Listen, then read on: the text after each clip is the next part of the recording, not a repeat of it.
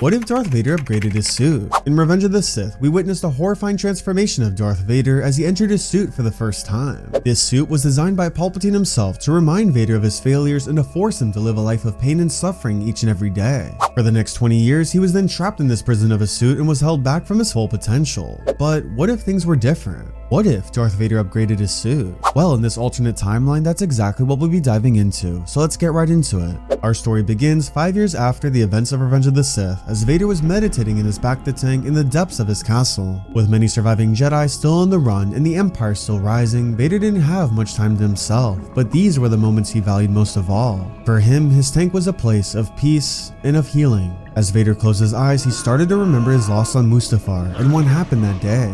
Haunted by memories, his thoughts shifted to his surgery and the immense pain he felt while lying on that table, but most of all, he remembered the agonizing time it took for that surgery to be completed. The doctors worked on his transformation for days, and his master Darth Sidious purposely never gave him any anesthetic so that he'd feel every inch of pain throughout the whole operation. To Sidious, pain would give Vader a deeper connection to the dark side, so the more pain, the more powerful he would become. Vader's eyes were cruelly forced open so he could witness every second of his transformation until all he could see were his new red lenses and the black that cloaked him. But Vader was grateful for his dark prison, as the thousands of microneedles that were injected throughout his flesh brought him strength and fueled his rage and anger. Over time, he realized that because of the agony he dealt with every day, it only brought him closer to the dark side. But far in the distance, his master was still more powerful than him. He thought to himself, what use were his chains if he couldn't break free from them? One of the biggest limitations to his suit was that Palpatine created it so that it would be vulnerable to Force lightning. That way, if Vader did ever try to betray Palpatine, he could easily just fry him with lightning and kill him within seconds. At times, Sidious would remind Vader of his weaknesses and would torch him with Force lightning just for his own pleasure. As Vader was deep in thought, his eyes suddenly opened in clarity and realization. He thought to himself, he was worth more than this. The suit, while useful in some ways, limited him even more, and his thirst for power had never been stronger than now. These thoughts enraged Vader, and as he clenched his fist, he slowly began to destroy the tank he was in. What good was his life if he was a slave to his master, held back from his full potential, and a tragedy to his loved ones? What good was his life when he had to beg the Force just to grant him the smallest necessities to life? The glass started to crack even more. Vader's anger rushed through him. Something had to change, and he knew exactly what was missing. To fulfill his destiny, he required a new suit, one that was far more powerful and one that was untampered by Sidious's cruel tricks. His tank then burst open, and as his body flung to the floor, he raised his head with his eyes burning red and yellow when he then spoke to one of the royal guards next to him.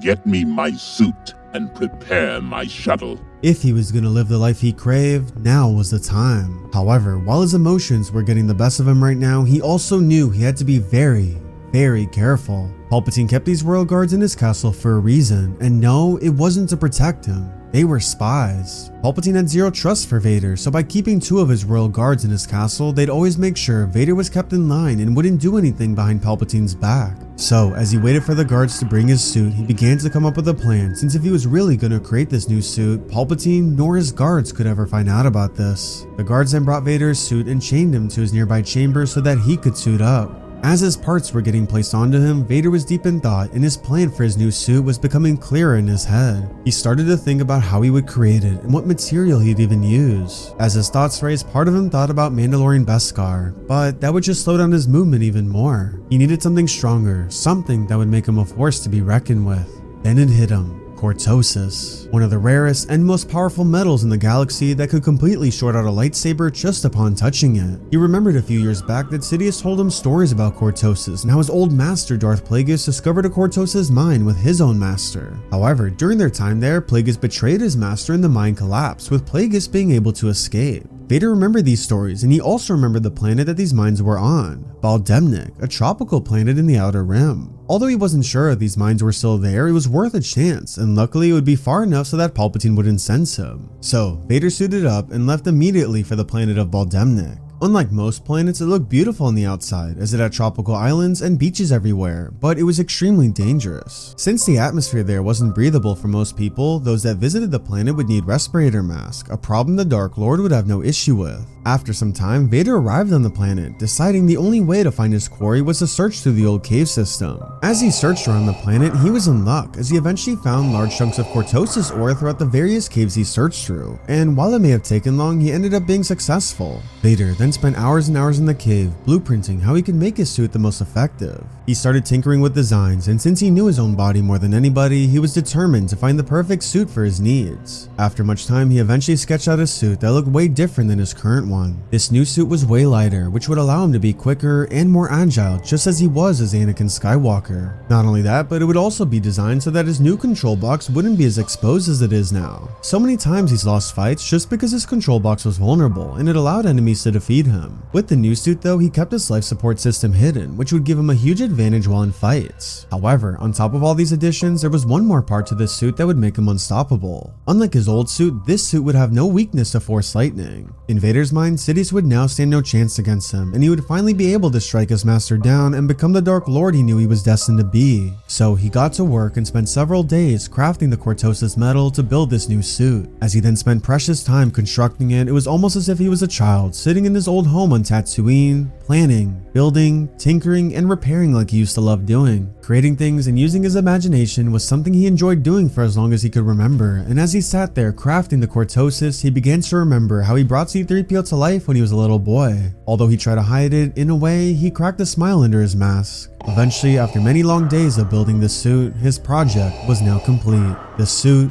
was made. He was now ready to fulfill his destiny, except there was one issue. Despite his suit being built, he couldn't do this alone. One of the reasons Vader never upgraded his suit in the past was that there was a high risk of a failed surgery, and if it wasn't successful, he could die in the process. So he left the planet and started his search for a team. He knew he was going to need to recruit some of the best medical doctors and droids for this operation without his master finding out. Vader traveled to many different locations, and after some time, he eventually built a team of 4 doctors and 2 medical droids. This team would be responsible for the creation of Darth Vader's new suit. When he recruited them, he gave them no option but to come with him, and purposely never told them what planet they were heading towards. He also warned them that if they spoke a word of this to anybody within the Empire, they would be killed immediately without hesitation. Eventually, Vader and his medical team arrived back on Baldemnik, and each of the doctors were forced to wear respirator masks and enviro suits the entire time they were there because of the deadly atmosphere. From there, they then pulled out their best medical equipment and got to work right away. Just like his first surgery, Vader stayed awake for every waking moment, not so that he could feel the pain, but so that he could ensure nobody would betray him. After many hours of operating, the suit started to come together. Slowly but surely, Vader was becoming more powerful than he could possibly ever imagine. Then, before he knew it, the final piece to the suit was added, his new helmet. As his helmet clicked on, Vader then rose from the table, and the surgery was now complete. However, as he stood straight up, he went silent. He was speechless. Although he went in knowing that his suit would make him lighter and more powerful, he was shocked to see that he could finally hear clear sound again, that his vision was now better, that his new limbs were more intact, and that he could finally move again. For 5 years, he lived a life in agony, but now for the first time in ages, he felt unstoppable. As the medical droids and doctors stood before Vader, Vader then clenched his fist. The medical equipment around him began to shake. The doctors started gasping for air. But Lord Vader, we had a deal. Vader then clenched his fist even harder, and from there, every droid was crushed and all 4 doctors dropped to the floor. They were all dead. As he stood above one of their bodies, he said, The Empire thanks you for your service, Doctor. Vader then stormed out and entered the cockpit of his shuttle and took off. Without hesitation, he then set coordinates to Coruscant. It was now time for him to confront the Emperor. All this preparation led up to this moment. Vader had one thing on his mind, and one thing only: power. He craved it, and he was gonna let nothing stand in his way. All his life, he's never been the master and has always had to take orders from everybody above him. When he was a slave, it was his master Watto. When he grew older, it was Obi-Wan and the rest of the Jedi Council. Then, for these last 5 years, it's been Palpatine. But now, that ends today. Vader had enough. Eventually, he arrived on Coruscant, and from there, he stormed his way up to the Imperial Palace where Palpatine's office was located. Then he made it to his office, but as soon as the doors opened, Palpatine started laughing. Guards, leave us. Palpatine stood from his chair. Impressive, Lord Vader. Very impressive. Vader went silent. Did you seriously believe I did not sense what you were doing? You must remember, my friend, I own you. But yet, I am very impressed by what you've created. It seems you have constructed a new suit to replace the one I gave you. It is unfortunate that you have forgotten that it was I who saved you on Mustafar, and I who placed you in that new suit, to give you another chance, even after embarrassing yourself in front of your old master. And it is I who ends this now. Vader ignited his crimson red blade. So be it, pretender. Vader then rushed towards Palpatine with his saber, and as soon as he went to attack him, Palpatine let out a bolt of Force lightning right at him. However, although it knocked Vader's lightsaber out of his hands, the lightning barely made a scratch on him. Vader was shocked to see this, because that really meant his new suit was working. Good. Very good. I had begun to wonder when you would finally realize your suit's greatest weakness. I thought a fool like you would never figure it out. Vader then force-pulled his saber back to his hands. In that moment, Palpatine realized he won't be able to win this fight by using Force Lightning, but as a last resort, he'll need to use his saber instead. Palpatine ignited not one, but two of his sabers that were stashed in his sleeves and let out a scream as he leaped towards Vader. The two then clashed back and forth, with Vader matching every single one of his strikes. But then, Palpatine made a huge mistake. With one of his sabers, he went to slash Vader's arm, but then out of nowhere, Palpatine's saber completely shorted out. Cortosis? It seems you didn't sense everything, my master. Before Palpatine could react, Vader's new cybernetic arm swung hard and fast, punching him straight to the floor, knocking his saber out of his hand. One of his sabers was shorted out and the other one was on the floor. It was over. As Palpatine laid there, he started cackling. Do it. Do it, Lord Vader. Strike me down. Take this empire for yourself, but just know you will have nobody. You have lost everything. Your old master, your Jedi Order, your wife Padme, everyone. I am all that you have left. Without me, you have nothing. Vader went silent. Ah, yes. I don't think you ever knew, did you?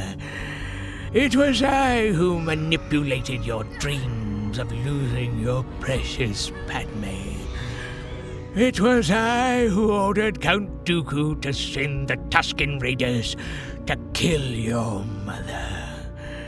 Each of those steps brought you closer and closer towards the dark side, and it worked. You will always be a slave, Lord Vader, as you were to the Jedi, as you are to me. Padme never died by your hands. It was Obi-Wan Kenobi who brought her to safety after you tried to kill her. And he was the one who was with her in her final moments, not you. How does that make you feel, Lord Vader? Vader couldn't believe the words he said. His body started swelling up. His rage, his anger were consuming him. He's never felt rage more than he ever felt in this moment. Padme, his mother, Obi-Wan. Palpatine started laughing again, but this time Vader raised his fingers and force-pulled Palpatine right to him. He wanted to kill him in the most painful way possible, but then he remembered something. He remembered the night he fell to the dark side and how he made a choice which led to a certain Jedi Master dying for it. Vader smiled under his mask, a secret and evil smile, and then, suddenly, without hesitation, he sliced Palpatine's arm off and shattered the glass behind him. As Vader then released Palpatine, his body flopped to the ground, and with one last breath, Vader pointed his saber at him and said, Former Emperor Sheev Palpatine, I convict you of treason against your new Emperor, and I find you guilty. With those words said, Vader then summoned all the rage he had in his body and struck his lightsaber right through Palpatine's chest. Remembering how Palpatine killed Mace Windu all those years ago, he then grabbed Palpatine's dead body and flung him out the window, with his corpse falling out the top of the palace. The Emperor was dead. As Vader stood there, his thoughts shifted to the last thing Sidious said. He recalled his words. It was Obi-Wan Kenobi, and he was the one who was with her in her final moments, not you. Obi-Wan. Vader had now reached a level of anger he never knew existed within him. As darkness filled him, he only had one thing on his mind: finding Kenobi. Vader then took Palpatine's holoprojector and sent a transmission to every single Moff, Imperial officer, Inquisitor, and everyone within the Empire. The Emperor is dead. I am your Emperor now, and you will serve only me. As I give you your first orders, you will not rest until it is done. If you choose to refuse what I am about to tell you, I will see to it personally that you do not live to regret it. Now, your first and only task is to hunt down and locate Obi-Wan Kenobi.